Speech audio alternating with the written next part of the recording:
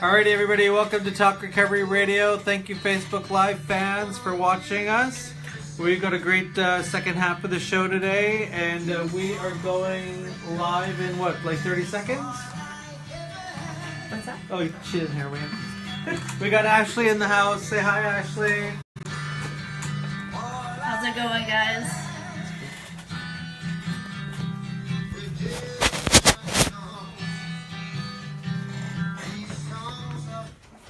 Alrighty, everybody. Welcome back to Talk Recovery Radio, coming to you live from Hastings and Columbia, Vancouver Co-op Radio, CFRO 100.5 FM. We're also on Facebook Live. Hey, everybody on Facebook. You can catch us on Facebook at facebook.com/Talk Recovery Vancouver. And you can also catch our show on SoundCloud, and you can catch our show on iTunes. Hope you like what you listened to. We had our first guest. She was talking about The Sober Leap, a book that's not supposed to replace the 12 steps, but an opportunity to enlighten you, especially women in recovery that need an extra support. So you can go to our Facebook page if you missed the first half of the show, and we'll be putting it up on SoundCloud. Hey, Jordan, in about a half an hour we'll be up on SoundCloud, right, Jordan? So Francis is going to do our personal story time, something we started a little while ago, bringing people in recovery in the community to our radio show to kind of talk to us about how they're doing, who they are, what's their successes, and so forth. And we have a very inspiring story today. I'm going to let Francis do the introduction, and thanks for being on our show. Thank you. So today we get to talk with Ashley W. About her recovery journey and what she's doing today. So Ashley, tell me a little bit about yourself. Where were you at about a year ago today? Oh, I was in a really bad... it was just not something I would put anybody through. And... Sorry, what was the question? I'm picturing everybody naked right now. I'm sorry, I'm so nervous. I'm like, okay. Anyhow, no, that's cool. If it works for you, but I don't know, it's a little bit frightening actually in real life. But anyhow, okay, so what was that? You're about a year clean, about in recovery. So what was life like for you about a year ago? It wasn't, that's a hard question to kind of sum up in one sentence, because like it's not anything that, like, it terrifies me just to even think about it. The things that I've been through and the strength that I had and didn't have, and it was just not at all okay. And I knew that the moment I had a little bit of self-love and self-respect to get up off that couch and just do something different and be different and choose life over addiction, because addiction was ultimately killing me. And yeah, it's just a scary thought to think about going back there. Very scary. Well, we definitely want to keep moving forward. Yeah, yes. Moving forward. So, so what was that? What did you do? What was that step to choose life? Did you get into treatment? Did you go into? I came to Vancouver because British Columbia has always been known for their recovery, and I didn't have any idea what recovery was. I had no idea what detox would do, or what detox would do for me, or what treatment would do, or what it would do for me. I didn't know anything. I went in there completely not thinking anything was going to come of it, and that, it was just something that I was going to fail at, and eventually, the ultimate price would be paid. But I came to Vancouver and I went to detox, and it was there in detox that I decided that it was something that I wanted, and that's something that I needed. And it wasn't easy to come to that conclusion, but I decided that if it wasn't for me, it would be for my niece and my family. And who am I to, be that person to them, the one that breaks their heart constantly, right? Or that person that hurts them. what didn't sit well with me. So I went to detox, and in detox I helped out a lot of women, you know, that were terrified like I was, and that wanted to leave. And you know, through helping them, you know, calm down and remember why they were there in the first place, that's when I realized, like, I'm in recovery for a reason. I'm here for a reason. I need to help women and men alike to get through what I'm going through. And sorry. That's okay. That's awesome. Thank you very much for sharing that. I really appreciate that. That was really honest, and I felt it. Thank you. I felt it. Thank I felt you. that. That's awesome, and I'm glad you're here, and I'm glad you're in BC. And so today, what is life like? Oh, it's, I mean, nothing's ever going to be perfect, right? But I'm at a place where I'm at complete joy and bliss. I'm so happy, you know, with living in recovery. I live in a recovery housed basing area where I have to stay clean. So I love how accountable I have to be, because, you know, in order to live there, that is a requirement, not a request. So, yeah, through that. Do you think that, this is a little off topic, but do you think if you were offered like opiate replacement therapy instead of treatment, do you feel like that would have made a difference in your journey and even what you're doing today? Like, I don't think I would be where I am today, because you know, the stepping stones that it takes in order for one to actually come into recovery, right? Into recovery as an addict. You need to find yourself within the whole recovery community, and what works for you, and what parts you don't use, and what you don't like, and what you can utilize in your day-to-day life, right? And recovery is what you make it, and what you choose to, or what you feel like you need to do or utilize, right? Everything is, you know, set out there for you to grab it, and all you have to do is take it, right? And why not, if it's you're gonna save your life eventually? Like, oh my god, right? I get what you're saying. God. You're good. Yeah, and it's sort of this paradox of recovery where you feel like you're taking, but actually you're giving. And so today you're doing a Letter Home fundraiser. What is this? What's it about? Why a letter home? What's the importance of a letter home? Well, for me, the main objective is to make pre-assembled letter kits. So a person would get everything that they need in order to send a letter to, hopefully, loved ones or family, or some kind of support system, because I believe that, you know, when people gain back their support, that gives them that oomph, that you know, that little shove in the right direction, because it made all the difference for me. Like, truly 100% made all the difference for me. And did a part of your journey include writing a letter home? Yes, actually, I just got back from a trip from seeing my family for the first time in almost 2.5, 3 years now, and that trip was life-changing to me, and it really was so amazing to be able to hug my mom again, and to be able to, you know, hang out with my grandparents and just be with my family again.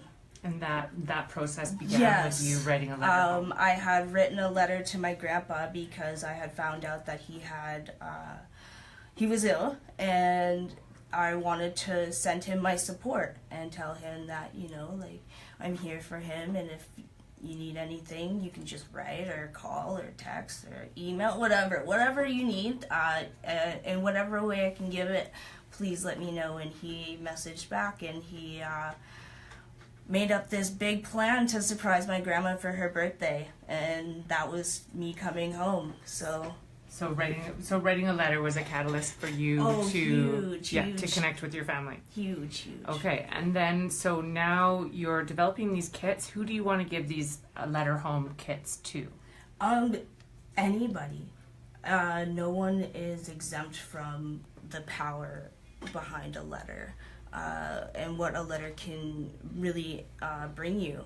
I mean, right now I'm really basing it off of I've been handing out letter kits to homeless people, just down Hastings, and the reactions people are getting, and they're like just so stoked that they get a chance to write a letter and send it to, you know, their sons or their daughters or their moms finally. And it's just, people are having like a really good overall vibe to it. Now people in I based it off of people in recovery. At first it was just for women, but then, you know, I didn't want to discriminate against men either. I didn't want to leave them out because they too are people, and people in general, right? Yeah, I've heard it. I agree. There's a reference. No, I just like, people are people, and I don't discriminate whether you're black, white, purple, blue, or orange. Love is love, and I just, in general, I want people to thrive, not, you know, dissipate. So is there anyone that declines the opportunity to send a letter home, like, no, they don't want to hear from me, or that sort of thing? You know, I don't know how to answer that, because I usually ask before sending a letter. It's just my personal preference.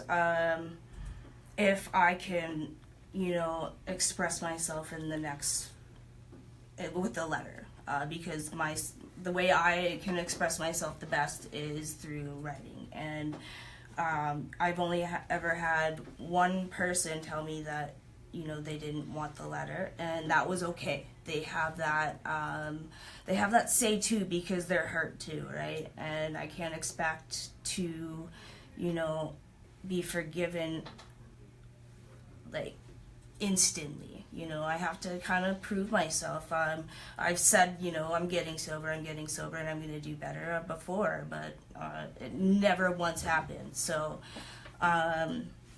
I think with time and, you know, much needed effort, it'll get there. Do you have any advice, like do's and don'ts for people that write the letter home? Like, is it sort of like around amends or saying things like that? No. I mean, yeah, I do have that, and it's actually inside the letter kits. It's like the whole part of the letter kits. You get a business card and stuff, and through that, what it's basically just saying is giving you an outline or maybe an idea. It's not anything set in stone. It's not something that it's a must do. It's more like, hey, maybe talk about the who, what, when, where, whys. Talking about maybe not, you know, bombarding loved ones with so much hurt and pain right away, because you don't want to re-traumatize them, because, you know, much like ourselves, they need to heal like we need to heal, and re-traumatizing ourselves is only just gonna, you know, make us go back. So, you know, that's part of what the do's and don'ts is. And then if, you know, it says on there, if, you know, none of this pertains to you, then just throw it out and be the creative writer that you are. Right. Yeah. Is one of the don'ts, don't ask for money? Don't ask. Maybe. I'm just curious. I think maybe. I believe so. It's more, don't promise don't promise things that you cannot keep, and don't ask for something that, you know, would be gainful towards you. Because I think even with the nature of addiction is a self-centered disease, right? And so, or whatever people may believe, but I would think in terms of a letter, like when, like, I've had family members that have, you know, written for something, it's like, oh, what are they going to say? And then I'll open the letter or whatever. Oh, they want money or a place to stay, or like they, you know, so like sometimes like even for myself to start asking my family members like, how are you? Like, what's new with you? Yeah, no, that's what it is. It's, like, I miss this about you, or I think about you, and this is what I think about, and like that sort of stuff, instead of like all about me and what I need and that sort of thing. So I'm just wondering if there's like sort of like guidance around. You said it perfectly. You said everything that is on there. You know, I talk about you know, talk about your what you hope for and what the good and positive things that you're doing, and you know, you want you not to, like I said, promise things that you cannot, you know, keep. Don't break promises off the bat, because that just breaks the trust, right? Sorry, what were you saying about missing them? Oh, just like thinking about them and what you miss about them. Oh, yeah. It says don't be afraid or don't be shy to, you know, talk about, you know, how much you miss them and what you think about and how you feel about it, and, you know, talk about good memories versus the bad, because you don't, like I said, the traumatizing thing. Like, that's the do not do, like, please don't. Right. Like, and then, do you have help in distributing these? Like, how are you doing these? I couldn't imagine taking this on at just like 1 year clean. Like, do you have help? Are people helping you? Right now it's small enough that I do like all the project managing. Like I do the whole introductions and the whole pre-assembling the kits and stuff like that. I do have help with distributing. The place where I live, Reisbach, they have really come into enjoying having the letter kits readily available for the women that are coming in. And women have been just so excited about them. So, yeah.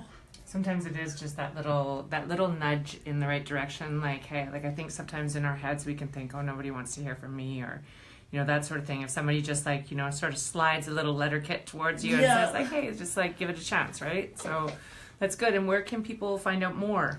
They can go to my GoFundMe page. It's /letter-home. And it'll give you the whole storyline on why, the who, what, when, where's, why's, and yeah. And you also have a Facebook page, and we have attached a link onto our Facebook page, so make sure you check out a Letter Home Facebook page, and it is on the Talk Recovery page. And yeah, thanks for being here, Ashley. Thank you so much for having me. I really appreciate this opportunity. That's awesome. It's good to have you, and keep going, girl. Oh yes. Oh, right, and it's still me. Yes. Sorry. It's still you, Frances. I miss Darren. Okay, so Ashley was just telling us about this song. We're just gonna get a little bit, like, you know, a little bit. I want to say thank you too for being on the show, and you know, I remember the first time I was asked to write a letter in my recovery journey, and a letter I had to write was a letter to my father, and it was just, you know, it was in my I don't know, like early 30s or something, and I was just like, how the hell is that going to help? You know what I mean? Did it give you the courage to say everything that you needed to say? Exactly. Yeah. It was just, you know, I think recovery is all about doing something new. If you think it's not going to work, just do it anyway, because you really don't know the answer to it, because everything new has a new experience for your life. And it's not like, you know, the letter is going to keep you clean and sober. It's not like, you know, the response to that letter is going to keep you clean and sober. For example, if somebody said, no, I don't want your letter. You know, you're not going to go get loaded because somebody's like, doesn't want my letter. It's just all these moving parts recovery. And if you can get them all to work, you know, in harmony and kind of just live just for today and be grateful and understand your place in this world, you know, is what keeps you clean and sober. Yeah, and a letter 100%. is a big part of it. So thanks for being on the show. We have our song now. So this is a recommendation by Ashley. So it's called One Day, and it's by Tori Lanez. Alrighty. Vancouver Co-op Radio, CFRO 100.5 FM. Take care, Facebook Live.